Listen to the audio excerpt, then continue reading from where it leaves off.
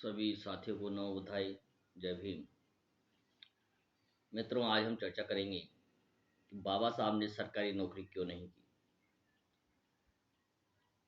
जो लोग WhatsApp university पर ज्ञान प्राप्त करते हैं और जिन्होंने अपने जीवन में कभी यूनिवर्सिटी का मुंह नहीं देखा, जिन्होंने कोई किसी प्रकार की डिग्री प्राप्त नहीं की, वो व्यक्ति बाबा साहब को दोषी ठहराते हैं। वो सीधा यही कहते हैं कि यदि बाबा साहब इतने योग्य थे तो उन्हें सरकारी नौकरी में अवसर क्यों नहीं मिला। तो इस विषय पर मैं अपनी बात रखना चाहूँगा। बाबा साहब चाहते तो बहुत अधिक पैसा कमा सकते थे, बहुत ऊंचे पद को प्राप्त कर सकते थे। कोलंबिया यूनिवर्सिटी में जब वो पीएचडी करके निकले तो उन्हें प्रोफेसर के पद पर नियुक्ति का ऑफर दिया गया।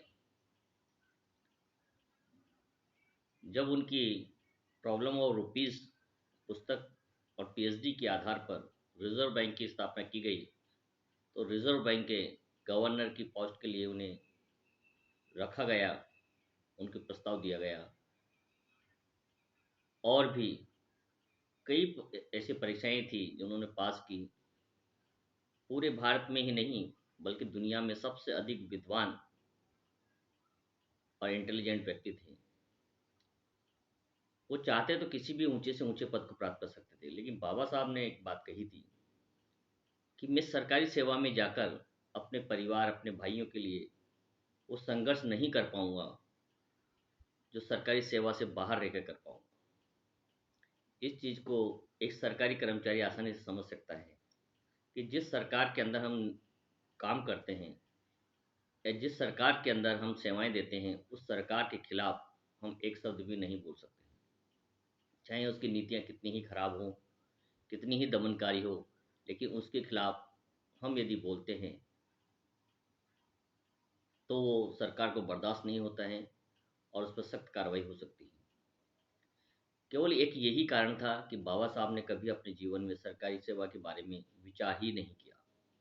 बाबा साहब तो चाहते थे कि उसका समाज उन सरकारी सेवाओं में जाए, पहुंचे, और उनके लिए जो संघर्ष की जो आवश्यकता है, संघर्ष की कमान बाबा साहब ने खुद संभाली।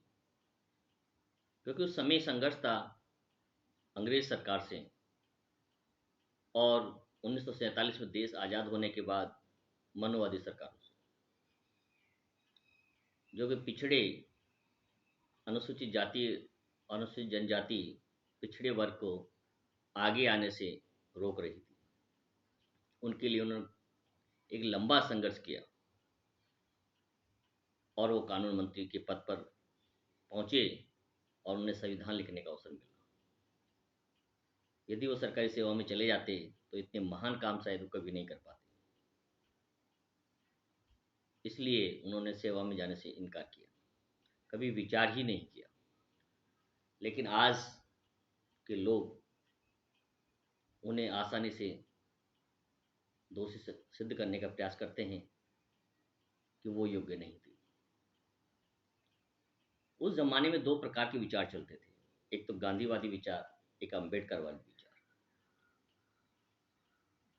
गांधी ने कहा था कि मेरा समाज इतना गरीब है, हमारा देश इतना गरीब है जिनके पास तन ढकने के लिए भी कपड़ा नहीं है, और मैं जब तक प्रत्येक व्यक्ति के पास सभी सुविधाएं नहीं होगी तब तक मैं वस्त्र धारण नहीं करूंगा। और उन्होंने आदि धोती पहनकर अपना संघर्ष किया। एक विचार चलता था अंबेडकर का, बाबा साहब का। बाबा साहब के हर कार्यक्रम, हर फंक्शन और हर फोटो में आप देखेंगे कि सदैव कोट पैंट पहनकर अपडेट होकर के जाया करते थे। उनकी सोच ये थी कि मेरा समाज मुझे देखकर प्रेरित होता है और वो भी मेरे जैसे बनने का प्रयास करता है, और मैं बाबा साहब को अपना श्रद्धेय मानता हूँ, मार्गदर्शक मानता हूँ, और इसी विचार पर काम करता हूँ।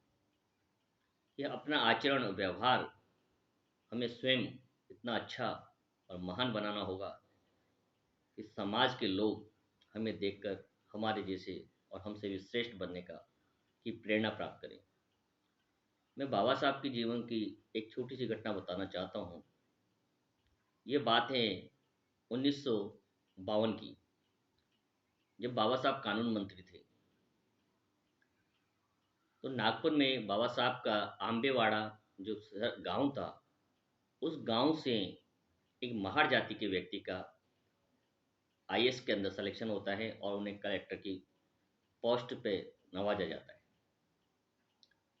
वो कलेक्टर बन जाते हैं और शहर में आकर रहने लगते हैं। बाबा साहब को जैसे ही पता चलता है कि मेरे समाज का कोई व्यक्ति हिंदुस्तान में पहली बार कलेक्टर की पोस्ट पर पहुंचा है, तो वो आदेश निकालते हैं कि उन्हें तुरंत प्रभाव से उनका जो मुख्यालय है, कलेक्टर आवास है, उसे खाली करने का ऑर्डर दिया जाता है।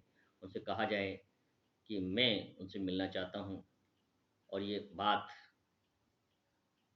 उन कलेक्टर साहब को पहुंचती हैं और उनसे कहा जाता है कि आपको आवास खाली करना है और कानून मंत्री ने आपको बुलाया है। तो जो पहली बार महार जाति से कलेक्टर बनते हैं, तो वो बाबा साहब के पास आते हैं डरते हुए और ये सोचते हैं कि बाबा साहब कोई रिश्वत लेना चाहते हैं। बाबा साहब मेरी योग्यता को पचा नहीं पा रहे हैं कि मैं पहली बार कोई कलेक्टर बना हूँ। बाबा साहब तो ये पद नहीं पा पाए और बाबा साहब मुझसे कोई रिश्वत लेना चाहते हैं, इसलिए मुझे बुलाया है। आते हैं चुपके से और डरे हुए खड़े हो जाते हैं और प्रलोभन देने का प्रयास करते हैं और ये कहते हैं, बाबा साहब आपको अपने समाज के व्यक्ति की प्रतिभा पच नहीं रही, इसलिए आपने मेरे आवास को खाली कराने का आदेश दिया है। बाकी सभी कलेक्टर अपने कलेक्टर आवास में रहते हैं और ये उनका अधिकार है। बाबा साहब उन्हें बिठाते हैं, समझाते हैं, नहीं, ये तुम्हारी तकियानुसी सोच बहुत गलत है और मैं ऐसा नहीं चाहता हूँ।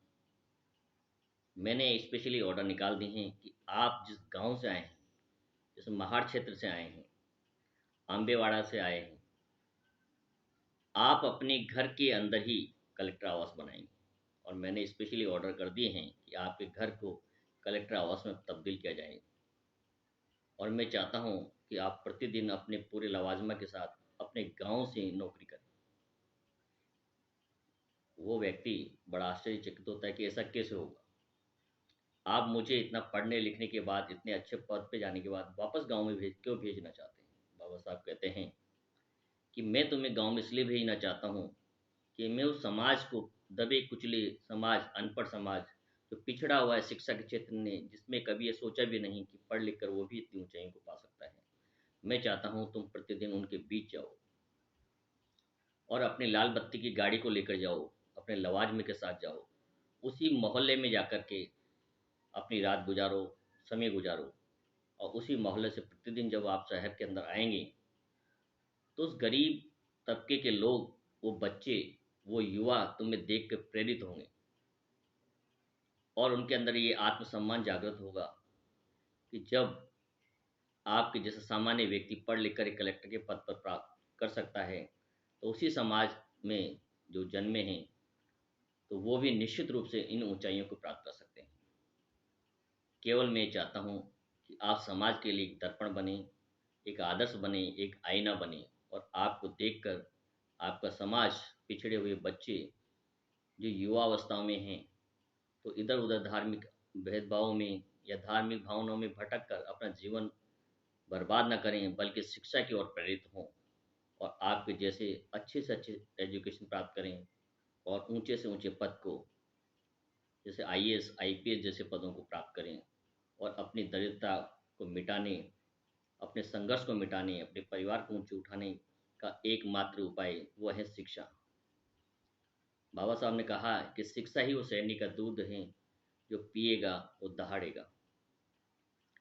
और तुमने महार जाति का बहुत सम्मान बढ़ाया है, इसलिए मैं चाहता हूँ कि आप उसी गांव में जाकर अपना कार्यालय चलाएं और वहीं से प्रतिदिन आएं, जिससे वो समाज जो आपके समाज को बहुत ही निकृष्ट, कमज़ोर और दबा कुचला समझता है, अयोग्य समझता है और ये मानता है कि ये समाज तिरस्कार के योग्य हैं, वही लोग तुम्हारा भी सम्मान करें, तुम्हें देखकर तुम्हारे समाज के अन्य लोग प्रेरित हों और आगे बढ़ें।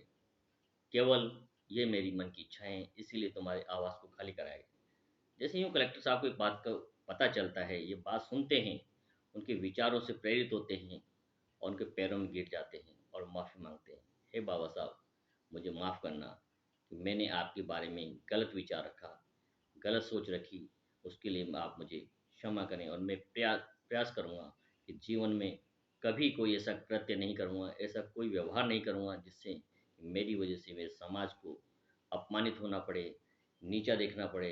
मैं पूरे समाज के लिए जीवन भर प्रेरणा स्रोत बनने का प्रयास करूँगा। यही एक कारण था कि बाबा साहब कभी भी किसी कार्यक्रम को सामान्य रूप से नहीं लेते थे और हमेशा अपडेट रहा करते थे।